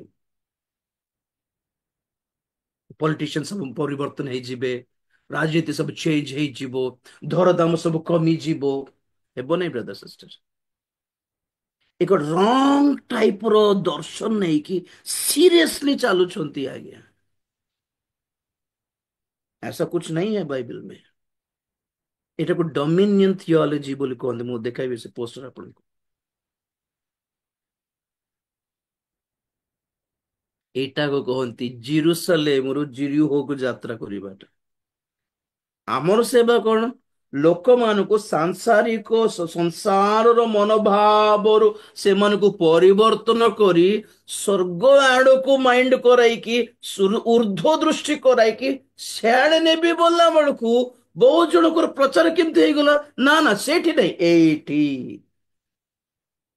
ଏଇଠି ଈଶ୍ୱରଙ୍କ ରାଜ୍ୟ ସ୍ଥାପିତ ହେବ। ଆମେ ଯିବୁନି ସ୍ୱର୍ଗକୁ। ଏମିତିକା ବିଶାଖାପଟଣାରେ ଥରେ ମିଟିଂ ହେଲା, ତ ଆଉ ଜଣେ ବହୁତ ବଡ ବକ୍ତା ଅଛନ୍ତି, ଭାଇଜାଗରେ ହିଁ ଅଛନ୍ତି, ବହୁତ ବଡ ସ୍ପିକର ସେ। 15 ବର୍ଷ ପୂର୍ବେ ବିଜୟୱାଡାରେ ତାଙ୍କ ସହିତ ମୁଁ ସ୍ପିକର ହେଇକି ଥିଲା ବେଳେ, ମୁଁ ଗୋଟେ ପିଲା, ତାଙ୍କେ ବହୁତ ବଡ ଲୋକ। ଏଇଟା ମୁଁ କହେ ଶେଷ କାଳ ଆସୁଅଛି, ପ୍ରଭୁଙ୍କର ଆଗମନ ଆସୁଛି, ଏଇଟା ପ୍ରଚାର କଲି। ସେ ଶୁଣିଲେ, ଆଉ ରୁମ ରେ କହିଲେ, ଠିକ କହିଲ ବାବୁ, ଭଲରେ ସେବା କର। ଖୁସି ହେଲେ, ମତେ ଏନକରେଜ କଲେ, ଖୁସି ଲାଗିଲା। 15 ବର୍ଷ ପରେ ଏ 2018 ବିଶାଖାପାଟଣାରେ ମିଟିଂ ହେଲା, ସେ और ମୁଁ ସ୍ପିକର। ଆଉ ତାଙ୍କର ମେସେଜ ଆଗରୁ ମୋର ମେସେଜ, କହିଲେ ଦ୍ୱାର ଖୋଲା ଅଛି, ମଣ୍ଡଳୀ ଉଠାଯିବ, ଦ୍ୱାର ବନ୍ଦ ହେଇଯିବ, ଦ୍ୱାର ବନ୍ଦ ହେଇଗଲେ ପାତାଳକୁ ଦ୍ୱାର ଖୋଲା ହେବ, ସମସ୍ତ ଜଗତ ଅବସ୍ଥା ଖାଲି ହେବ। ଆପଣ ବିଶ୍ୱାସ କରିବେନି, ମୁଁ ମୋର ବାକ୍ୟ ସାରି ସେ ପଛରେ ମୋର ପଛରେ ତାଙ୍କର ମେସେଜ ଅଛି ବୋଲିକି ମୁଁ ଶୀଘ୍ର ସାରିକି ବସିଲି। ବସିଲା ପରେ ସେ ଉଠିଲେ, ତାଙ୍କୁ ଦିଆଗଲା ନେକ୍ସଟ ସ୍ପିକର ମେନ୍ ସ୍ପିକର ପ୍ରଚାର କରିବ ଆଜ୍ଞା। ସେ ମାଇକ ଧରିକି ଆପଣ ବିଶ୍ୱାସ କରିବେନି ଏମିତି ବ୍ୟସ୍ତ ହେଇଯାଉଥିଲେ, ଜଣା ପଡୁଛି ବ୍ଲଡ ପ୍ରେସର ହାଇ ହେଇଗଲା ତାଙ୍କର, ଜିଭା ମୋଟା ହେଇଯାଉଛି। ମୁଁ ଜାଣିଛି ବ୍ଲଡ ପ୍ରେସର ହାଇ ହେଲେ କେମିତି ହେବ। ଝାଳ ବାହାରି ପଡ ମାନେ ମୋର ବାକ୍ୟକୁ ସେ ଟେନସନ ହେଇଗଲେ ଟୋଟାଲି।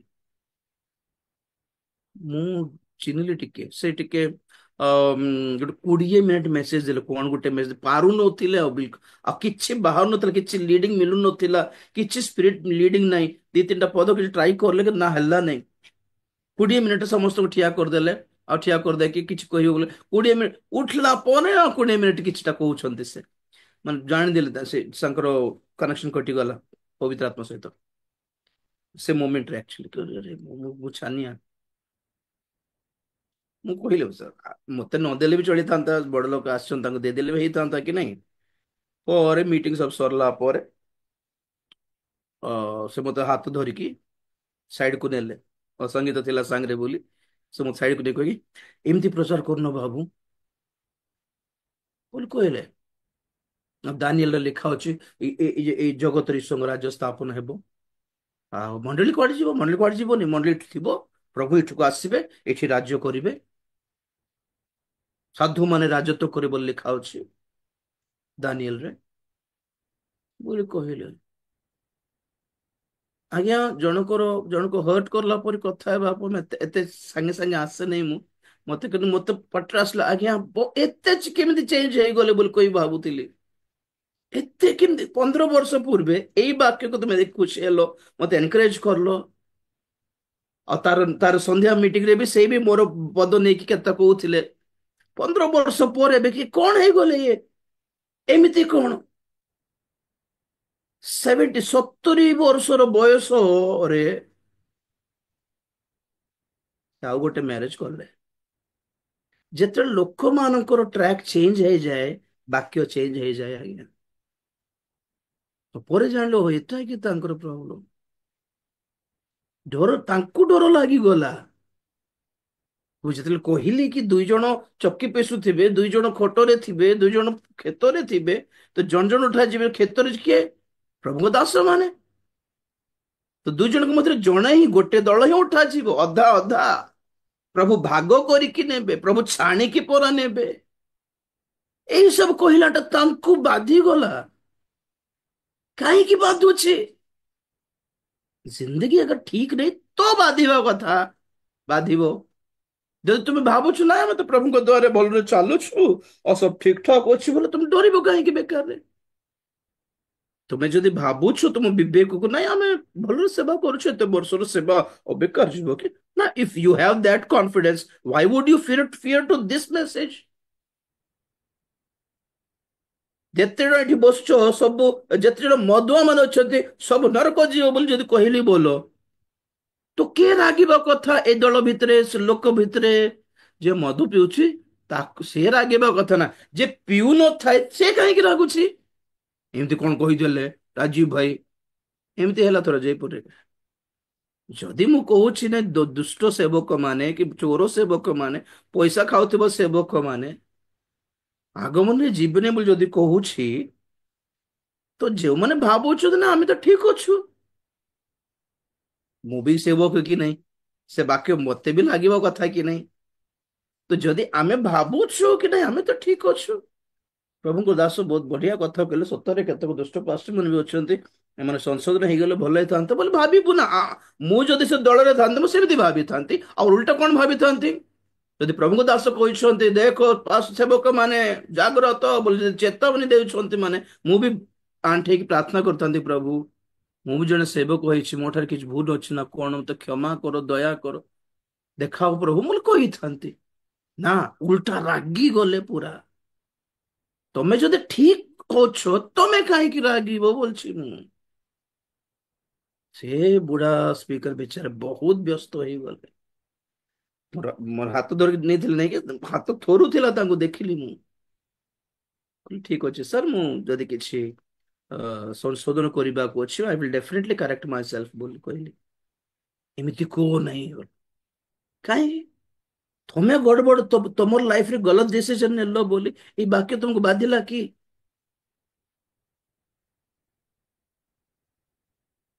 ତମେ କହି ଜାଣୁନ, କହିବା ଲୋକମାନଙ୍କୁ ମଧ୍ୟ କହିବାକୁ ଦେଉନ। କେମିତି ସଂଶୋଧନ ହେବେ ଲୋକମାନେ? କେମିତି ଈଶ୍ୱରଙ୍କର ଭୟ ଆସିବ ଲୋକମାନଙ୍କ ଜୀବନରେ?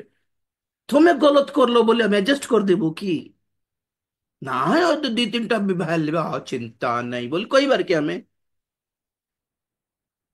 ଏମିତି କୁହ ନାହିଁ। ଏମିତି ଡରାଇଲେ କେମିତି ହେବ?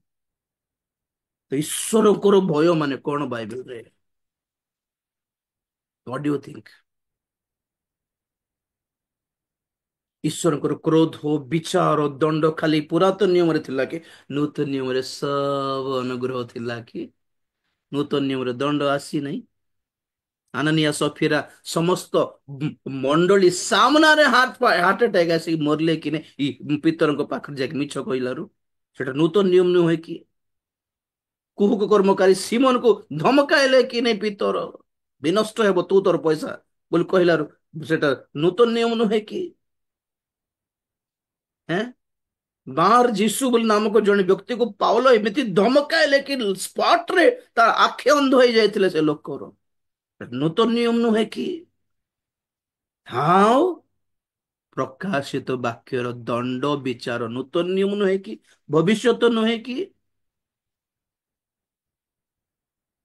ନା, ଏମାନଙ୍କୁ ଖାଲି ଆଶୀର୍ବାଦର ପ୍ରତିଜ୍ଞା ପଦ ପର୍ବରେ କାହାକୁ ନ ବାଧୁ, ଆମକୁ ନ ବାଧୁ ତମକୁ ବି ନ ବାଧୁ, ଆମକୁ ନ ବାଧୁ ତମକୁ ବି ନ ବାଧୁ। ଏଇ ବାକ୍ୟ ଆଜ୍ଞା ଖଡଗ ଆଜ୍ଞା ଛୁରୀ କାତି କାଟିବ। ନା, କେତେ ଲୋକ କେମିତି ବ୍ୟବହାର କରୁଛନ୍ତି?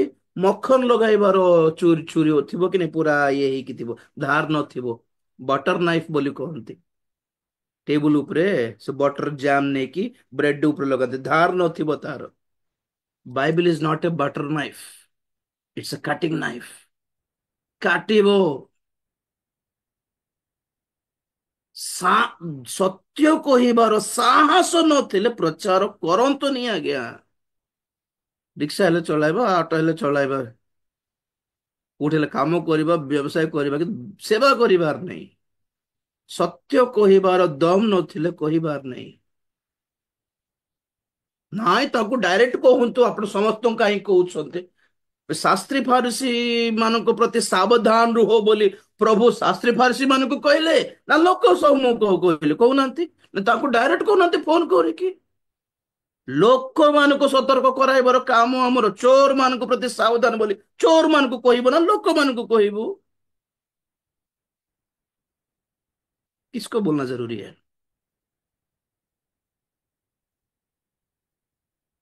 बैंक रे, स्टेशन रे, बस स्टैंड रे चोर ମାନଙ୍କ ପ୍ରତି ସାବଧାନ କାହା ପାଇଁ ଲେଖା ଥିବ? ଚୋର ମାନଙ୍କ ପାଇଁ ଲେଖା ଥିବ କି? ଚୋର ମାନଙ୍କୁ କୁହାହେବ କି ଡାକି ଡାକିକି ଚୋର ମାନେ ବୁଲୁଛନ୍ତି ରେ? ଚୋର ମାନଙ୍କୁ ଲୋକମାନଙ୍କୁ କହିବାର ଦାୟିତ୍ୱ ଏଟା। ଏମିତି ଲୋକମାନଙ୍କ ପ୍ରତି ସାବଧାନ, ବି କେୟାର। ନାଇଁ, ତାଙ୍କୁ ଡାଇରେକ୍ଟ କୁହନ୍ତୁ। ଆପଣ ଏମିତି ପବ୍ଲିକଲି ଓପନଲି କାହିଁ କହୁଛୁ?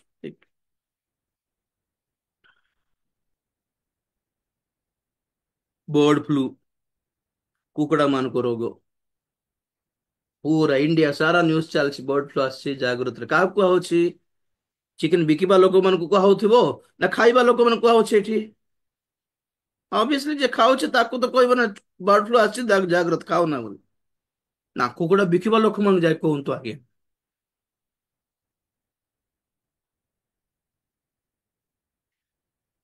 ସତର୍କ ବାଣୀ ଲୋକମାନଙ୍କ ପାଇଁ ଅଟେ। Praise the Lord. ବା ଏ ବେଚାରା ବଡ ସ୍ପିକର ମନ ବାଧି ଗଲା ଆଉ। 70 ବର୍ଷ ବୟସରେ ତାଙ୍କୁ କି ଦରକାର ଥିଲା ଆଉ ଗୋଟେ ମ୍ୟାରେଜ ହେବାର? ତାଙ୍କର ପୁଅ ମାନେ ବି ତାଙ୍କୁ ଗ୍ରହଣ କରୁନଥିଲେ ସେ ଟେନସନ। ବିଶାଖାପଟନମ ସବୁବେଳେ ବହୁତ ବଡ ବଡ ମିଟିଂ କରିବାର ସେ। କେତେ ମାନୁଥିଲି ତାଙ୍କୁ। ଲାଷ୍ଟ କୁ ଏଟା କି ହାଲତ, ଏଟା ଗୋଟେ ସେବକର ହାଲତ ଏମିତି ନୁହେଁ। କହୁଥିଲି କି ନାଇଁ, ଆତ୍ମାରେ ଆରମ୍ଭ କରି ଶାରୀରିକ ଭାବେ ଶେଷ କରିବ କି? ଜେରୁସାଲେମ କୁ ଯିବାଟା ଆରମ୍ଭ କରି ନାହିଁ ସେଠିକୁ ନାଇଁ, ପଛକୁ ଜିରିହୋକୁ ଯିବ କି? ବସ୍ତ୍ର ଲୁଗାପଟା ହରଣ କରି ନେଲେ ଚୋରମାନେ। You lost your garment. ଆପଣଙ୍କର ଦିଗ କୋଉ ପଟେ ଦେଖନ୍ତୁ ତ, କୋଉ ପଟେ ଆପଣଙ୍କର ଯାତ୍ରା। ଯଦି ପ୍ରଭୁଙ୍କ ଆଡକୁ ଯାଉଛନ୍ତି, ବସ୍ତ୍ର ପିନ୍ଧିଛନ୍ତି, ଆପଣଙ୍କର ଲକ୍ଷ୍ୟ ସ୍ୱର୍ଗ, ଆପଣଙ୍କର ଲକ୍ଷ୍ୟ ଯଦି ଆଗମନ, ଆପଣଙ୍କର ଲକ୍ଷ୍ୟ ଯଦି ପରମେଶ୍ୱର ଅଟନ୍ତି, ଆପଣଙ୍କର ଜୀବନର ଲକ୍ଷ୍ୟ ଯଦି ପବିତ୍ରତା ଧାର୍ମିକତା ଅଟେ, ଆପଣଙ୍କର ଲକ୍ଷ୍ୟ ଯଦି ଜଗତରୁ ପୃଥକ ଅଟେ, ଉପରକୁ ଅଟେ, ଉର୍ଦ୍ଧ୍ୱ ଦୃଷ୍ଟି ଯଦି ଅଛି ଆପଣଙ୍କର, ୟୁ ଆର୍ କମ୍ପ୍ଲିଟଲି କଭର୍ଡ। ଆପଣ ମାନେ ସମ୍ପୂର୍ଣ୍ଣ ଭାବେ ବସ୍ତ୍ରରେ ଗୁଡାଇକି ଅଛନ୍ତି ବୋଲି ଅର୍ଥ। Secured, covered. ନା ଜଗତ, ଦୁନିଆ, ଜମି, ପଲିଟିକ୍ସ, ରାଜନୀତି, ଇଣ୍ଡିଆନ ଆଇଡଲ, ଏ ନାମ ଦରକାର, ଭଏସ ଅଫ ଓଡିଶାର ନାମ ଦରକାର, ପ୍ରାଇଜ ପାଇବି, ଆୱାର୍ଡ ପାଇବି, ନାମ ପାଇବି, ପପୁଲାରିଟି ପାଇବି। You are going in round track. ଆଉ ଯେତେବେଳେ ଦିଗ ଟ୍ରାକ୍ ଟା पछको पड़े, तौक जाऊँगी, डाउन, जितना नीचे जाते हैं परमेश्वर से उतना दूर जाते हैं, याद रखना। तौक गला बेले स्वर्गठू दूर होउछु, परमेश्वर ठारू दूर होउछु। और जेरुसलेम माने कोन मंडली, उठा जीवा मंडली ठारू दूर को जाउछु।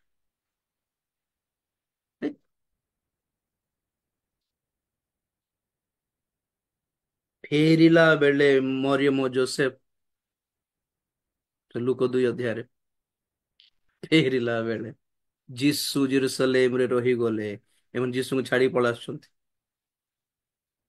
जीसु सेठी ऊपर ही अछंती आज्ञा। जदि जीसु दरकार हमको ही जीवाको पड़िबो ऊपर को। जदि फेरुछो पछको माने जीसु को छाड़ी की फेरुछंती आउ थोर जगत, एटा भी घर वापसी को भी बुझाए एटा।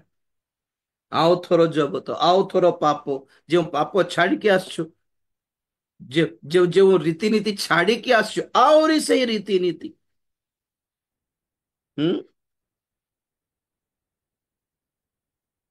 हम्म से माने ताहार लुगा पटा छड़ाई नहीं, माडो मारी ताहाको दरमरा अवस्था छाड़ी चाली गले।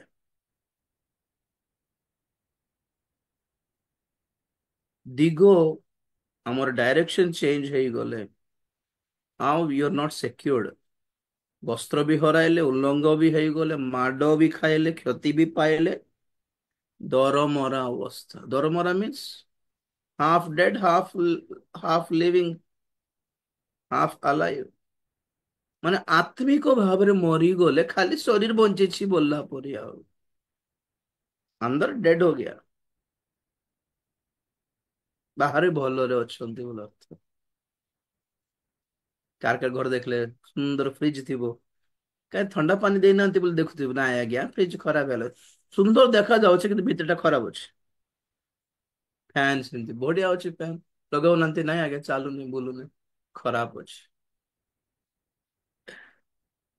एरा बाहर सब ठीक देखा जाए, सुंदर देखा जाए, अंदर डेड है, खराब हो गया, दरमरा। आओ ଯାଜକ ସେ ଦେଇ ଗଲା ପୁଣି। ଯାଜକର କାମ କଣ? ସେଇ ରୀତିନୀତି, ପୂଜା ପାଠ, ଇଏ ସେ ପ୍ରାର୍ଥନା, रविवार गिरजाघर, संडे स्कूल, ए महिला समिति, अब ये सब फास्टिंग प्रेयर, ये से बंचाइब नहीं आगे एटा। ଯାଜକ ସାଇड ଦେଇକି ପଳେଇଲା, पण ତାକୁ ବଞ୍ଚାଇ ପାରିଲା नहीं। It can't be happen. ଖ୍ରୀଷ୍ଟୀୟ ଜୀବନର ରୀତିନୀତି ହିସାବର ଭକ୍ତି ଭାବ ଆପଣଙ୍କୁ ବଞ୍ଚାଇ ପାରିବ, ଚେତା କରିପାରିବନି, ବଞ୍ଚାଇ ପାରିବନି, ଆପଣଙ୍କର କ୍ଷତକୁ ସୁସ୍ଥ କରିପାରିବନି, ଆପଣଙ୍କୁ ପୁନର୍ବାର ବସ୍ତ୍ରରେ ଗୋଡାଇ ପାରିବନି ଆଜ୍ଞା। ଖ୍ରୀଷ୍ଟୀୟ ଜୀବନର ଗିର୍ଜା ଘର ପ୍ରାର୍ଥନା ଏବଂ ବାଇବେଲ ପଢିବାଟା କହିକି ନାହିଁ। ବେଳେ ବେଳେ କେତେ ଲୋକ ଏଇ ଜୁମ୍ ଟା ବନ୍ଦ କରିଦେଇକି ପାରିବାରିକ ପ୍ରାର୍ଥନାରେ ବସିଥିବେ। ଏଟା ଜୁମ୍ ଟା ଗୋଟେ ପାପ ହେଇଗଲା କି ତମକୁ? ଜୁମ୍ ରେ ଯୋଉ ବାକ୍ୟ ଏଠି ମିଳୁଛି, ବହୁତ ଲୋକ ନାହିଁ ଟାଇମ ହେଇଗଲା, 8ଟା ହେଇଗଲା, ବନ୍ଦ କର, ଆମେ ପ୍ରାର୍ଥନା କରୁ। ଏଟା କଣ ଚାଲିଛି ହେଲେ? ଏଟା ପ୍ରାର୍ଥନା ନୁହେଁ କି? ତ ଏଟା ଏଟା ବନ୍ଦ କରିକି ବସଛୁ ମାନେ ସେଟା ହେଲେ ରୀତିନୀତି। ରୀତି that type of traditional Christian ମାନେ ଜୀବନ ପରିବର୍ତ୍ତନ ହେବ ନାହିଁ। ସିରିୟସଲି ଗିର୍ଜା ଯାଉଛୁ, ଆରେ ବାପରେ ଆଜି ପ୍ରଭୁ ଭୋଜ, ଆରେ ଯିବାର ଅଛି, ସଂଶୋଧନ କଲ କି ନିଜକୁ? ନା, ଆରେ ପ୍ରଭୁ ଭୋଜ ଆଜି, ପ୍ରଭୁ ଭୋଜ ପ୍ରତି ଭକ୍ତି ଅଛି ତ ଈଶ୍ୱରଙ୍କ ପ୍ରତି ଭୟ କାହିଁ? ପୁଡିଆ ଖାଉଥିବେ କା, ସିନେମା ଦେଖୁଥିବେ କା, ମଦ ପିଉଥିବେ, ପ୍ରଭୁ ଭୋଜ ଅଛି। ରୀତିନୀତି।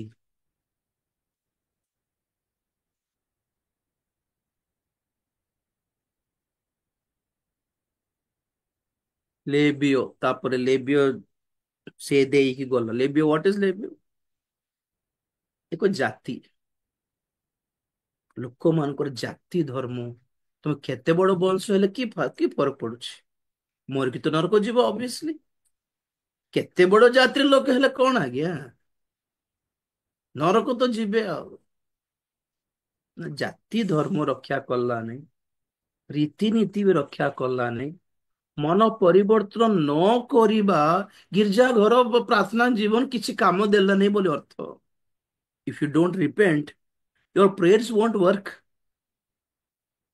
କି नहीं? କେତେ ବଡ ଲାଇଟ୍ କିଣି ଆଣିଲ, କେତେ ବଡ ଫ୍ୟାନ କିଣି ଆଣିଲ, କେତେ ବଡ ଏସି କୁଲର ଧରିକି ପଳେଇ ଆସଛ, କେତେ ଓଭେନ କିଣିକି ଆଣିଲ, କେତେ ଫ୍ରିଜ କିଣିକି ଆଣିଲ, କଣ ଫରକ ପଡୁଛି ଯଦି ତମେ ଗଭର୍ଣମେଣ୍ଟ ପାୱାର ସପ୍ଲାଇ ନେଇ ପାରିଲ ନାହିଁ? ସେମିତି ପରମେଶ୍ୱର ସହିତ କନେକ୍ଟେଡ ନ ହେଇକି ତମେ କେତେ ଗିର୍ଜା ଗଲେ କଣ, କେତେ ପ୍ରାର୍ଥନା କଲେ କଣ, କେତେ ଦାନ ଦେଲେ କଣ, କେତେ ପ୍ରଭୋଜ ନେଲେ କଣ, କେତେ ବଡ ବଡ କଥା କହିଲେ କଣ ହେଲା? ପ୍ରଭୁଙ୍କ ସହିତ ତ କନେକ୍ଟେଡ ନାହାନ୍ତି ବହୁତ ଲୋକ। ପାୱାର ସପ୍ଲାଇ ନାହିଁ ତ ଜଣା ପଡୁଛି ରୀତିନୀତି କାମ କରିବନି। ସମୀରଣୀ ଆସିଲା। What does it mean?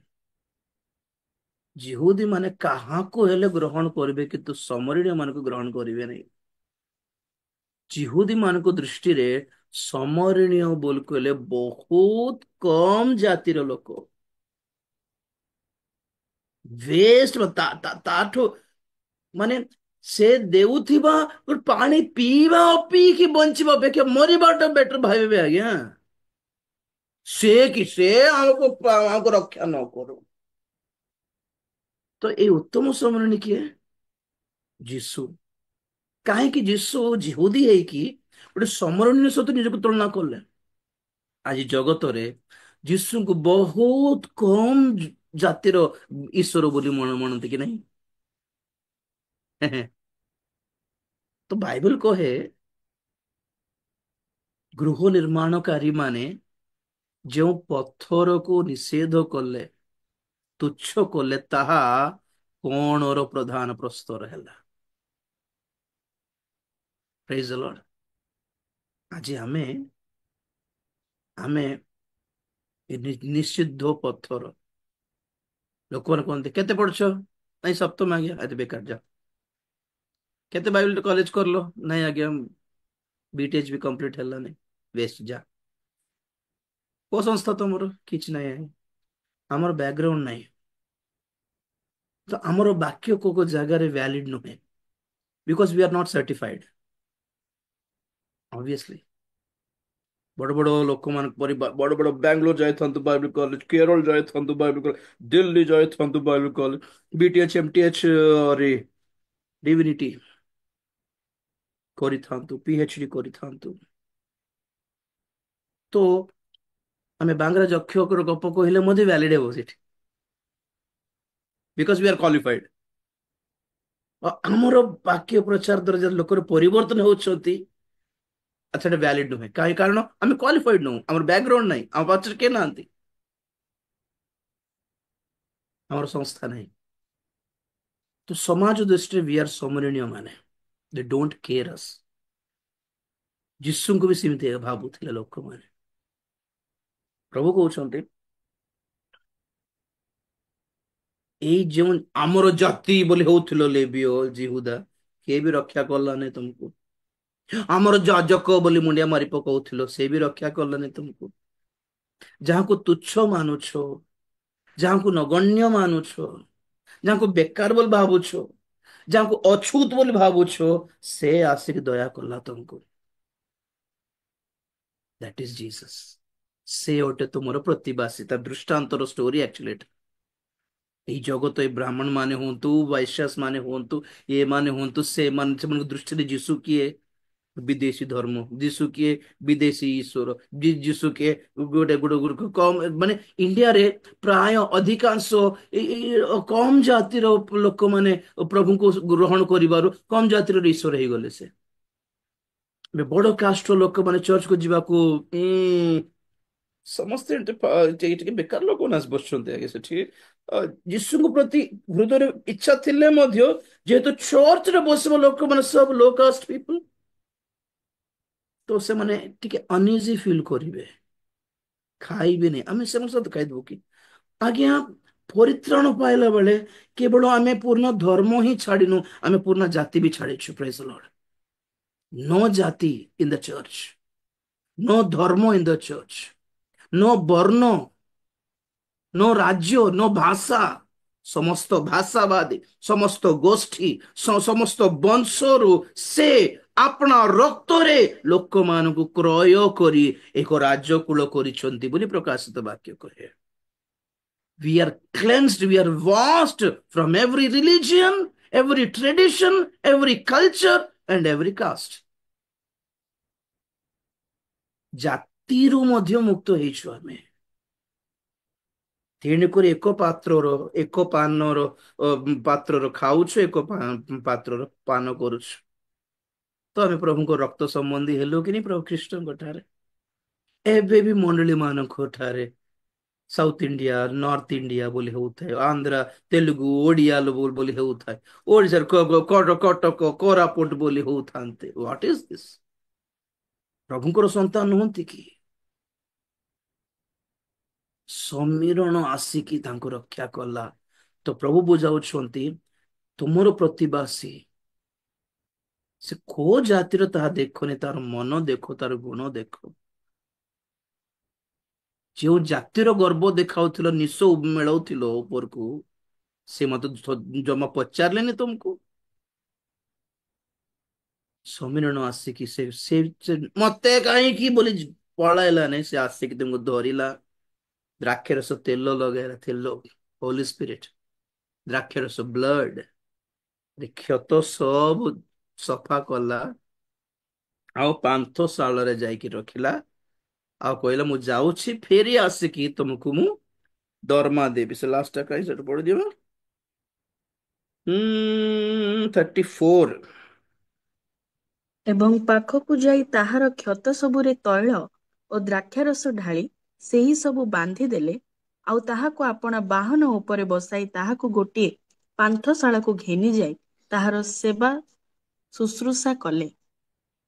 ହୁଁ। ଆର ଦିନ ସେ 2ଟି ଟଙ୍କା ବାହାର କରି ପାନ୍ଥଶାଳାର କର୍ତ୍ତାଙ୍କୁ ଦେଇ କହିଲେ, ଏହାର ସେବା ଶୁଶ୍ରୂଷା କର, ଆଉ ଯାହା କିଛି ଅଧିକ ଖର୍ଚ୍ଚ କରିବ ତାହା ମୁଁ ବାହୁଡ଼ି ଆସିବା ସମୟରେ ତୁମ୍ଭକୁ ପରିଶୋଧ କରିବି। Praise lord. ବସ୍ ବସ୍ ବସ୍ ବସ୍।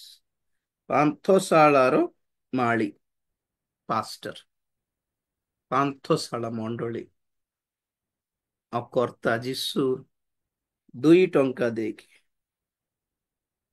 ହେଁ? 2 ଟଙ୍କା। Praise Lord. ପ୍ରାର୍ଥନା ଆଉ ପ୍ରଶଂସାର ଜୀବନ।